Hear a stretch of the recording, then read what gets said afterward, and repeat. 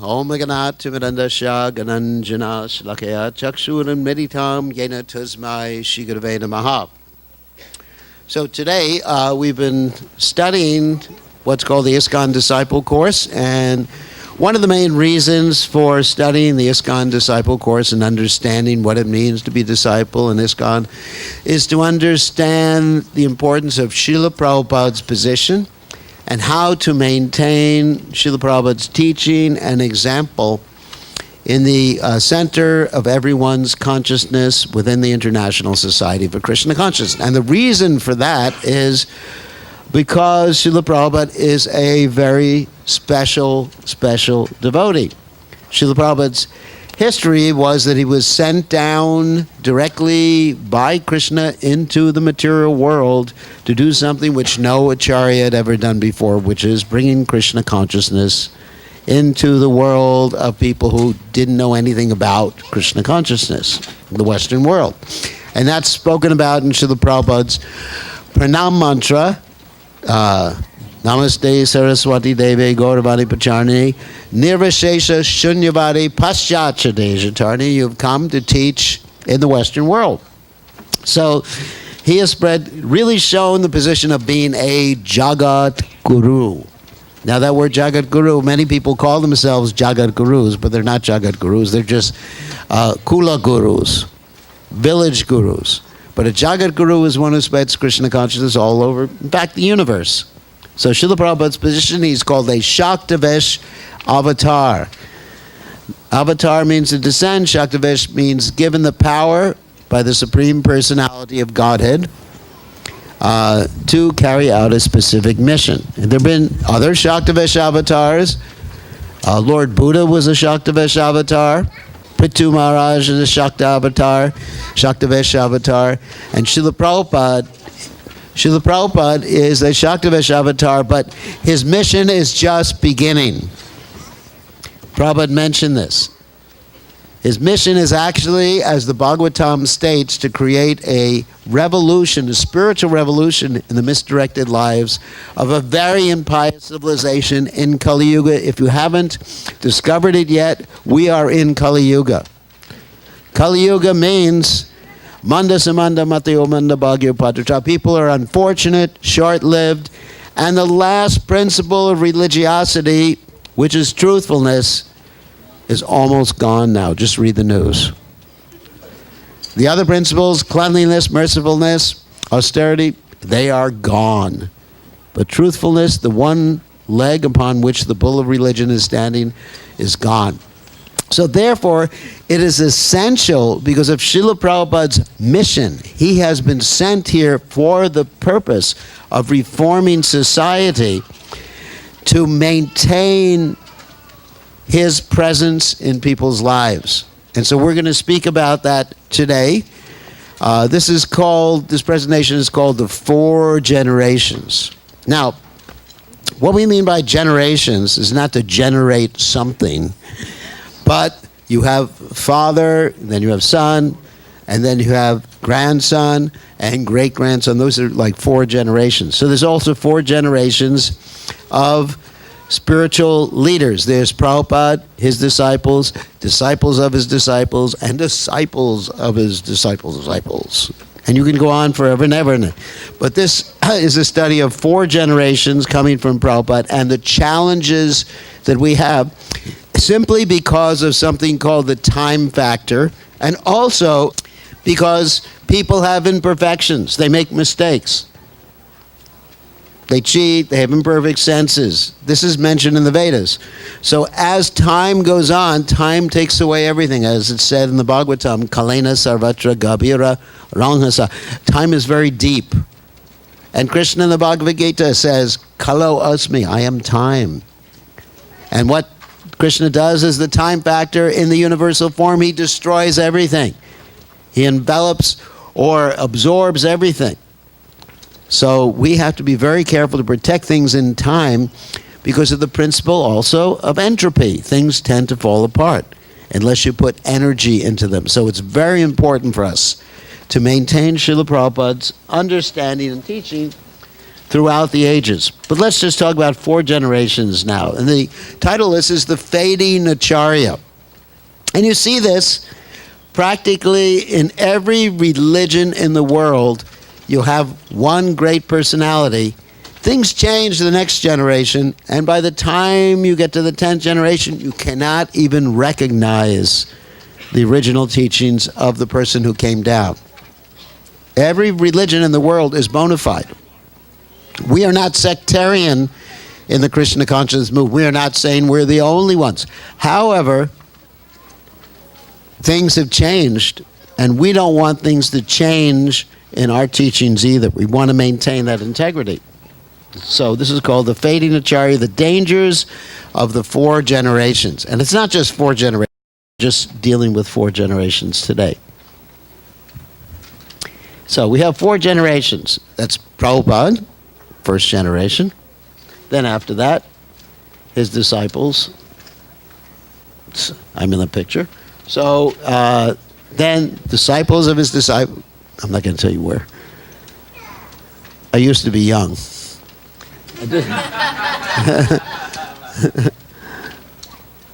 Maybe one of the little ladies was holding me as her baby in the picture. So anyway, disciples of his disciples.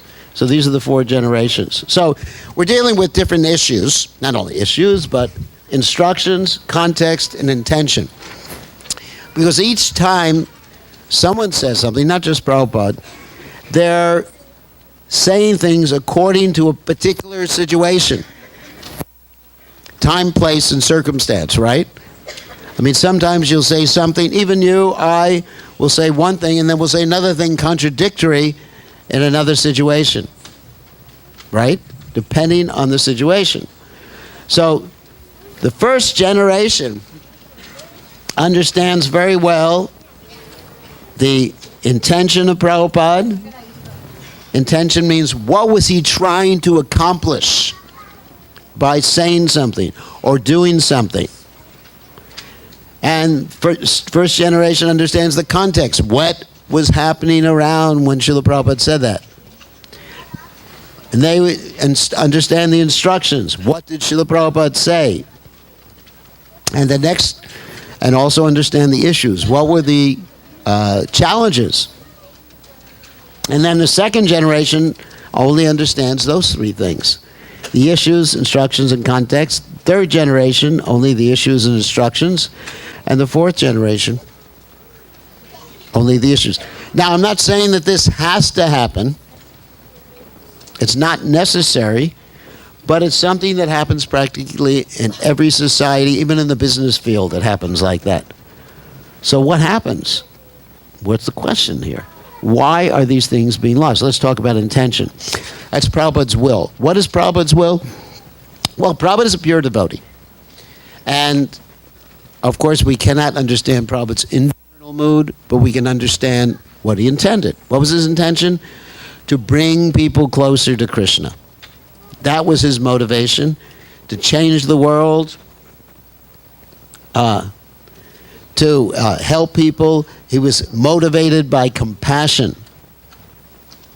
Try to understand that. That's his personality. And that was his aim, to bring people, and his mood, and the purpose. You really have to understand purposes, which is, in philosophy, that's called teleology, the study of purposes, to understand anything. I mean, for example, let's ask the standard question in science. Why is the sky blue? What's the answer to that? What? It's because of the gases? That's not why the sky is blue. That's how the sky is blue. No, you're describing the how process. But why implies why.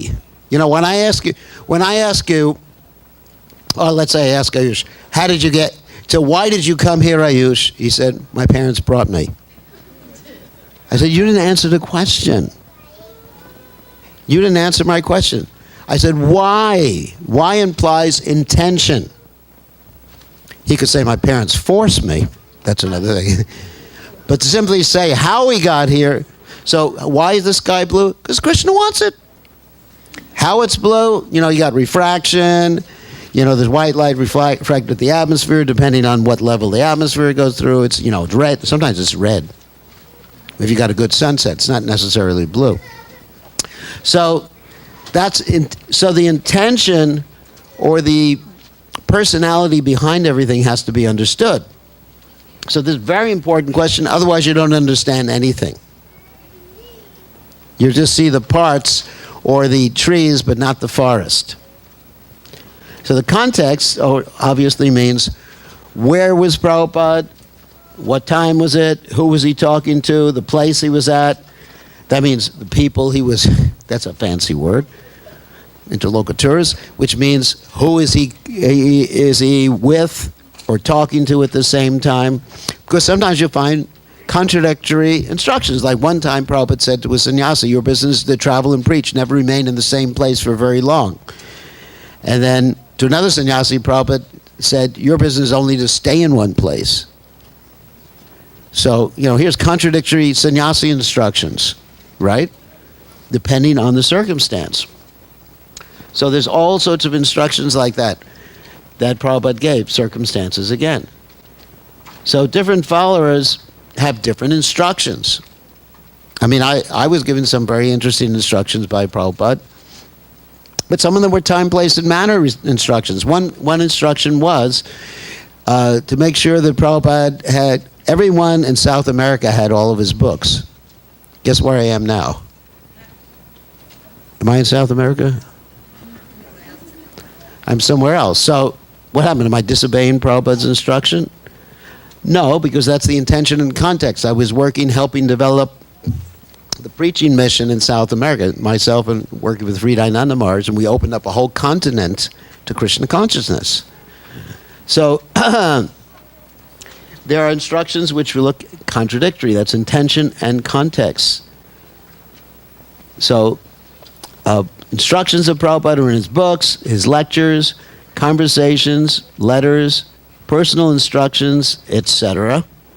And many of these instructions appear to be contradictory, such as in the letters. So here's some issues, that Prabhupada had to deal with. One was divorces. Now, we don't approve of divorces, but sometimes people got divorced. So let's say in one particular circumstance, one devotee asked Prabhupada for divorce, and Prabhupada said, yes, you have my blessings. And the other devotees were saying, oh my God, Prabhupada, how can you say such a thing? Previously you've said such and such against divorces. And Prabhupada said, the reason I said it, Prabhupada explained his intention. The reason I said he was going to do it anyway. And if he acted against my instruction, it would be a double offense. So therefore I gave him permission. So that's one example. And another thing that they're discussing right now in ISKCON is women Diksha Gurus or female Diksha Gurus. And of course Prabhupada did say that all of his disciples, men and women, would one day become, all the ones who were following one day could become gurus. But sometimes people pull other quotes out that Srila Prabhupada said about ladies. So you have these quote wars. You have quote wars, different quotes for different folks, different shlokas for different folks. And so you have some problem there. And relationship, this is a managerial question, relationship between the GBC and National Council. We're discussing now in the GBC. The GBC is supposed to be GBC is the governing body commission. And whether it's supposed to be the ultimate legal authority as well as the ultimate managerial authority. This may be a little complex for here. So these are different discussions that are going on. And so the second generation is missing the intention.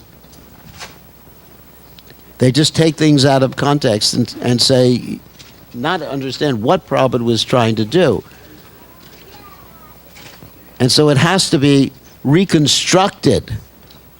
And I'm going to give a solution for this whole thing. It has to be reconstructed by understanding the context. And there's arguments as a result of that. And sometimes things are being stifled. For example, the GBC is discussing right now whether there should be female Diksha Gurus. And It gets stifled means put on hold. That's what it means. For 20 years until we all pass away. So, and so the third generation, there's a solution to these problems. I'm going to tell you the solution after we're finished. You're missing the context and the intention, which also should be reconstructed by memories and association with direct disciples. But remember, by this time, many of the direct disciples have gone back to home, back to Godhead. And the fourth generation, missing the instructions, context, and intention, which have to be revived by a system of education. Now, here's the interesting thing. The real challenge is here.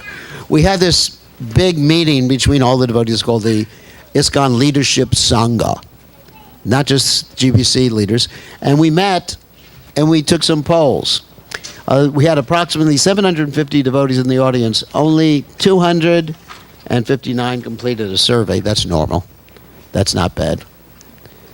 You know, you're lucky if you get 35% to complete a survey. That is very normal.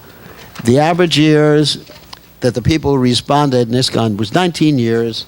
That means very mature. I don't know. I guess I'm more mature, 50 years. Anyways. So here's the average amount that people read the Bhagavad Gita amongst those people was only 4 times. That means some people had only read it once or maybe a half of Bhagavad Gita, and some people had read it more. That's average. Just gives you an idea. Over 130 devotees had only read it 1 or 2 times in their life.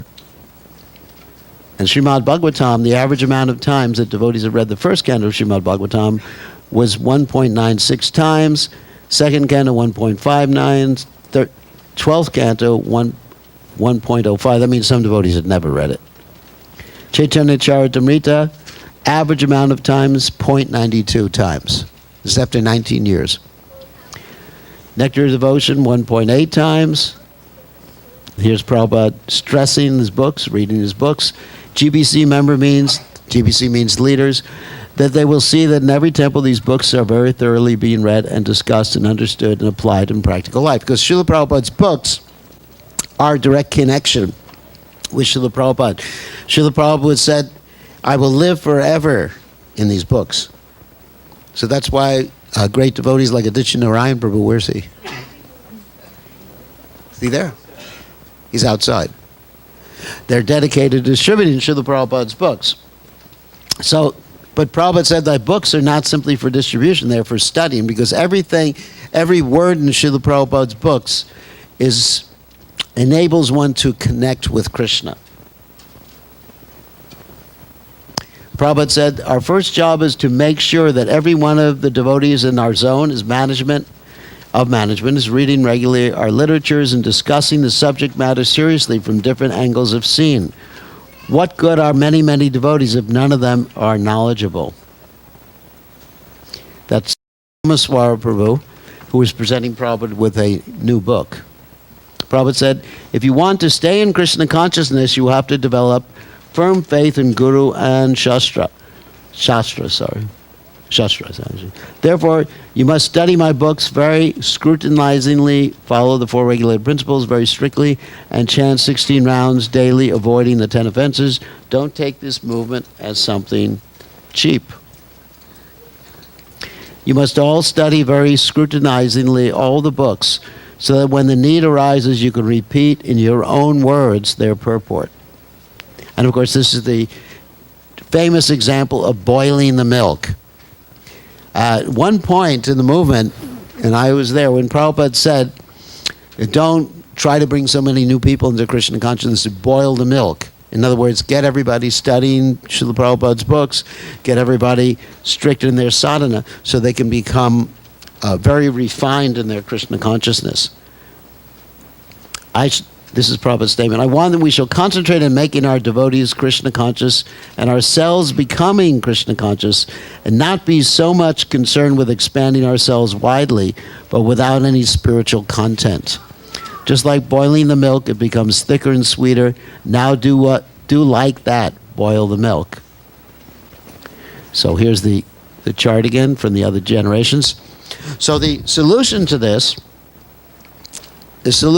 quandary is studying Prabhupada's books, which Prabhupada said are law books for human society, and also study books about Srila Prabhupada. Because if you want to understand Prabhupada's intention, we have published, or devotees have published, so many books that are biographical or memories of Srila Prabhupada, and they can help one understand Srila Prabhupada. Now, we're very unique in the Krishna consciousness movement because never in the annals of history before have there been so much direct information, first-hand information about the founder, about the person who came down from the spiritual world. So we should take advantage of that. And if you take advantage of that, connect with Srila Prabhupada, you will actually be connected to the disciplic succession. You'll have the spiritual potency to be Krishna conscious. And that is the purpose of this whole disciple course, to make sure that people accept spiritual masters and connect with His divine grace, Srila Prabhupada, and be part of Srila Prabhupada's mission.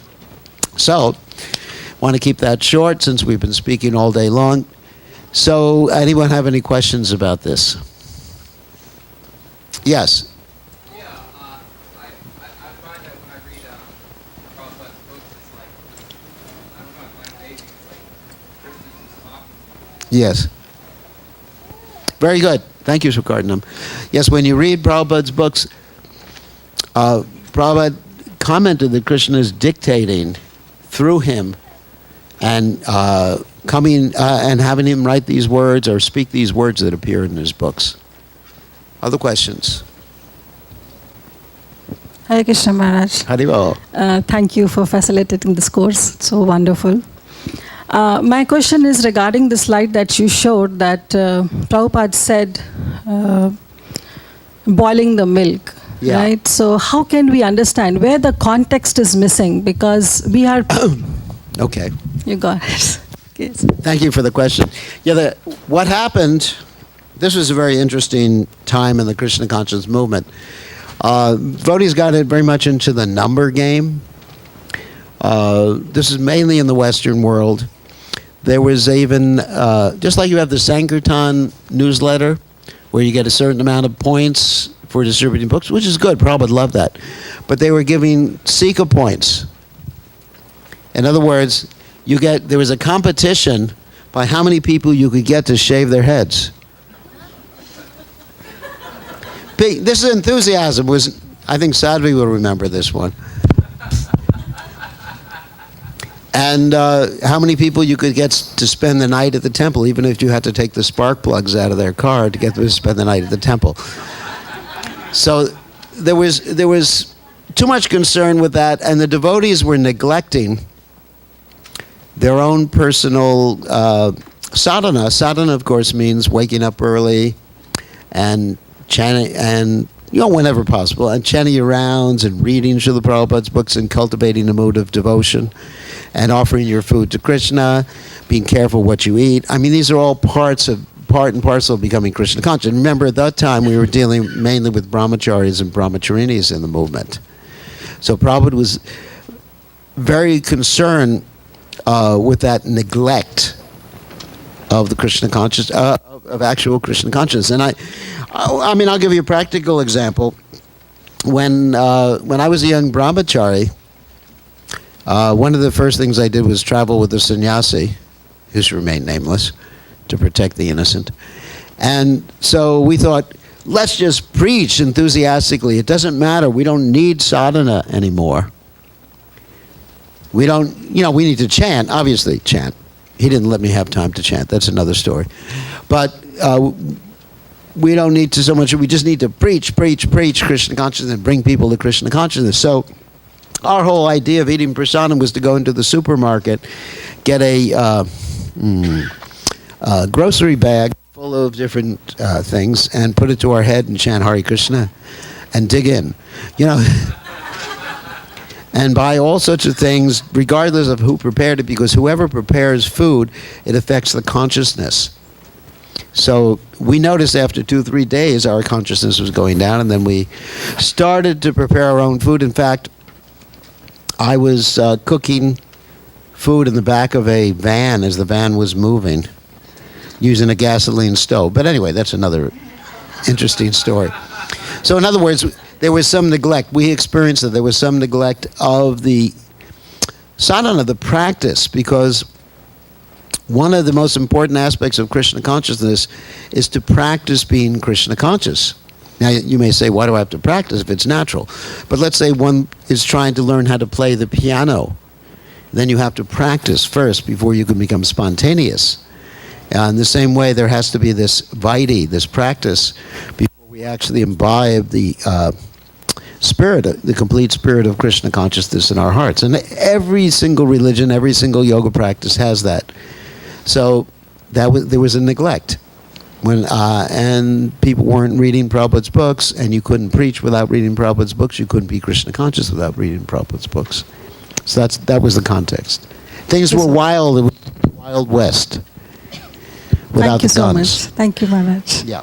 So see, these things are important while Prabhupada's disciples are present on this planet, which is not going to be much longer. Then the devotees should ask these questions, note them down, and read the history of ISKCON. There's many books about this too. Yes. Hare Krishna Maharaj, thank you so much for the lecture. So my question is, somehow we are missing reading the books, this generation, and that goes to the last in the to-do list. We have services, we have chanting and other things to do. So it's not regular often, and I see that when I miss reading regularly, it affects everything else. So could you help? How could I fix that as a daily routine? You have to make a promise or vow or whatever to read a certain amount every day. Even if I think there's even an app, right? Be a sage page by page. Of course, I don't use an app to read, but just make a promise. I'm going to read a few pages a day, a certain amount of pages a day. And another thing you can do is take advantage of modern technology. There's many audio books. Actually, all of Prabhupada's books are audio books right now.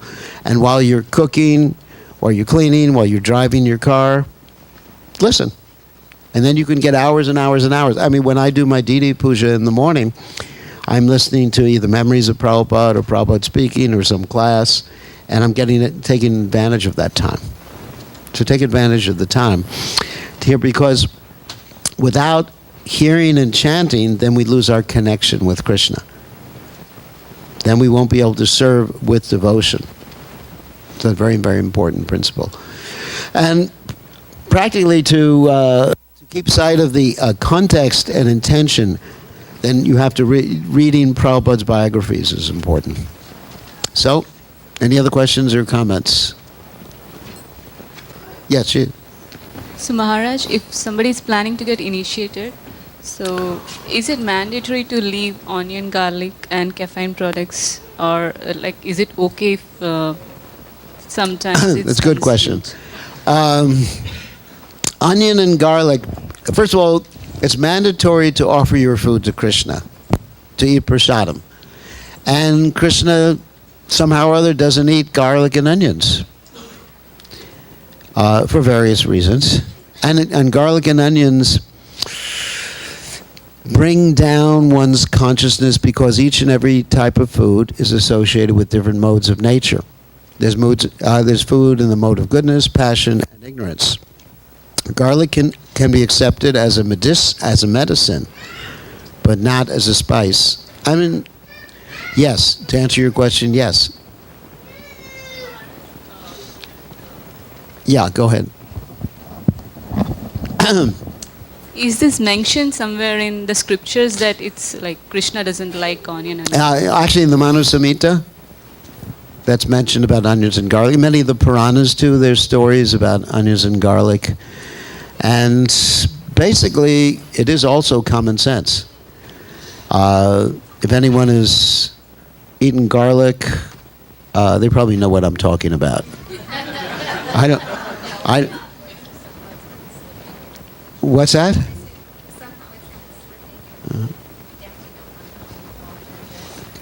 I mean, anyway, it definitely has an effect on the consciousness. Even Well, I hate to say this, but even pilots are not supposed to eat food with garlic in it before they fly an airplane.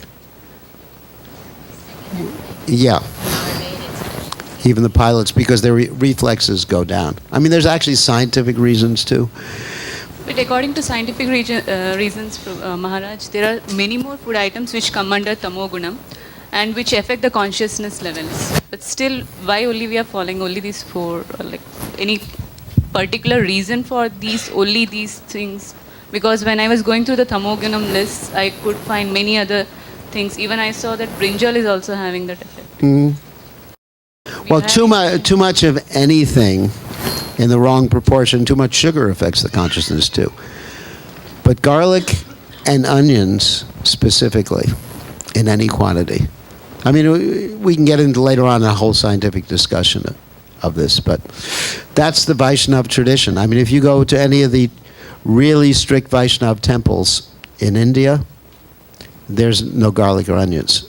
Like if we go to Tirupati or other temples like that, there's no garlic or onions. It's a standard traditional understanding. And moreover, it is because it reduces the life force in you. Yes, I mean, there's Ayurvedic reasons too. And any of these things have a medicinal use. We're not saying they're bad.